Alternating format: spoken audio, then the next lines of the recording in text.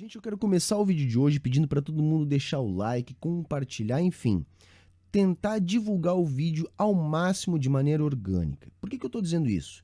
Porque a gente nunca sabe quando que o YouTube vai desmonetizar um vídeo da gente. E quando isso acontece, o YouTube não entrega o vídeo para os assinantes, o vídeo não circula e mensagens importantes acabam deixando de ser observadas.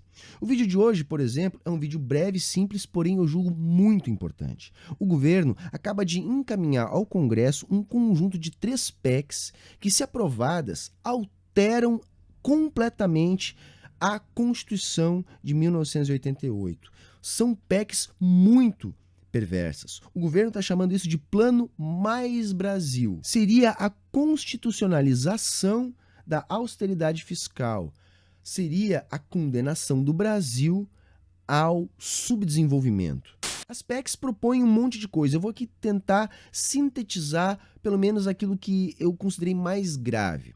Começa propondo um novo pacto federativo que propõe a extinção de mais de 1.200 municípios que não seriam economicamente sustentáveis. Esses municípios seriam anexados por municípios maiores. Isso é muito problemático, mas eu não quero aqui entrar nessa discussão porque eu acho que essa parte especificamente não deve prosperar.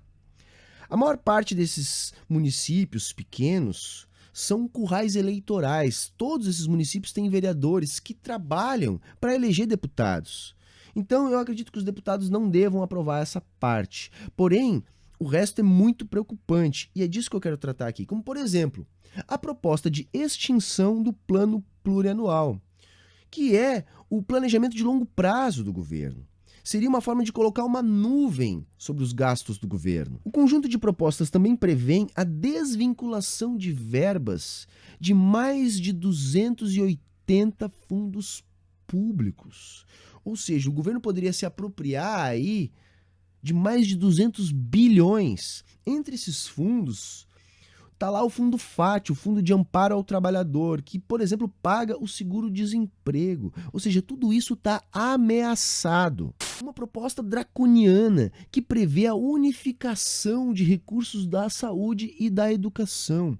Recursos esses que têm previsão constitucional garantida. E essa garantia é que estaria se perdendo. Colocaria 2 setores fundamentais disputando pelas mesmas verbas. Sugere congelar o salário mínimo, gente.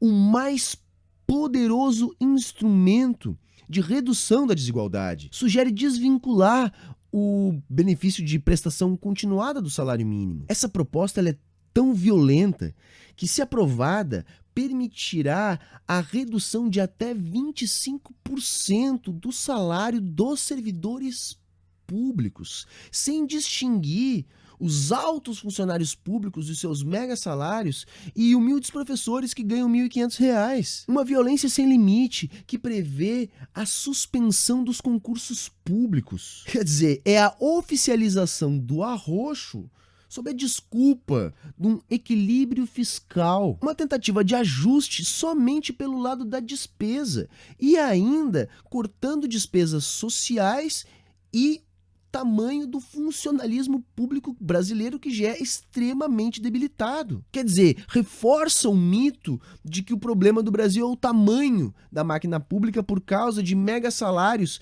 de meia dúzia de funcionários públicos, sendo que a realidade do funcionalismo público brasileiro são de professores, são de policiais, pessoas que ganham mal. Eu considero mais grave que a PEC do teto lá, que congelou os gastos públicos por 20 anos. Na verdade, é um ajuste na PEC até para que ela possa funcionar e se eternizar, se institucionalizar de maneira mais eficiente. Demonstra uma intenção clara de acabar com o funcionalismo público. Se não for acabando com a estabilidade do serviço público, vai ser com o fim dos concursos. Algo que é uma tragédia, algo que transforma todo o funcionalismo público em cabide de emprego de político, onde acaba qualquer proteção do funcionário público às perseguições políticas. É um absurdo.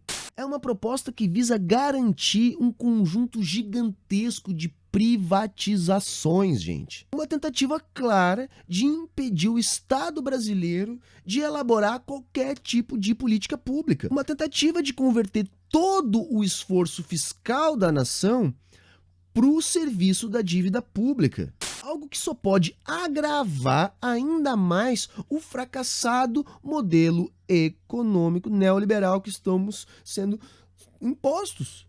Por exemplo, o IBGE divulgou recentemente, eu até vou deixar aqui na descrição linkado, dados que demonstram que desde o retorno mais, vamos dizer assim, voraz do projeto neoliberal no Brasil, os ricos estão mais ricos e os pobres estão mais pobres. O nosso índice de Gini piorou, a concentração aumentou violentamente. O desemprego continua nas alturas, uma verdadeira calamidade. A mínima redução que a gente teve se percebe com o aumento do subemprego, da precarização do trabalho. A mediana da renda caiu e houve um brutal aumento da subocupação. Aí a galera que defende essa maluquice vem falar dos números da economia, que esse conjunto de PECs visa eternizar, vamos dizer assim, esse modelo.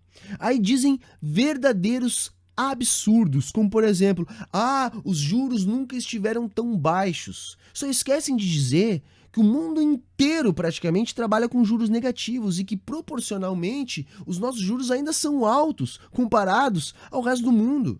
Dizem que agora o juro não caiu numa canetada. Gente, isso é uma bobagem. Em todo o planeta, os bancos centrais determinam a taxa de juros e depois acontece um ajuste para chegar nessa taxa de juros com naturalidade, uma vez que o Banco Central acaba controlando todas essas relações com o sistema bancário. Nossos juros ainda estão altos. Outra coisa que eles falam é da inflação, que está baixa. Mas é lógico, gente, se ninguém vende nada, o que acontece? O empresário, quando não consegue vender, ele se defende baixando o preço. A situação só não está mais grave porque há uma alta acumulada do dólar que garante que a inflação não seja ainda menor, já que o dólar é um dos principais indexadores. Mas o fato da gente não ter inflação, na verdade, demonstra a paralisia da nossa economia. Quer dizer, não tem demanda, gente. Aí depois eles vêm falar da estabilidade do dólar. Estável agora, porque teve uma forte aceleração ainda esse ano e essa estabilidade ela se deve muito mais a uma configuração externa da disputa China e Estados Unidos, por exemplo. Por isso é importante que a gente preste atenção nessas coisas que estão acontecendo. O relevante para nós não é o Bolsonaro falando bobagem. Relevante para nós, trabalhadores, são os ataques que nós estamos sofrendo. E é importante não ficar apenas reagindo. É fundamental que a gente tome a iniciativa, que a gente consiga produzir um movimento que nos dê uma luz para mudar isso tudo. Então, galera, era isso hoje. Valeu? Deixe seu like, se inscreva aqui no canal e ative as notificações para receber os vídeos novos do Saia da Matrix. E lembre-se, todo o conteúdo do Saia da Matrix é um oferecimento da galera que apoia aqui o canal. Se você também quiser apoiar, vai estar aqui na descrição o link do nosso Apoia-se e também o link do nosso site para outras formas de ajudar. Valeu, moçada. Falou e até a próxima.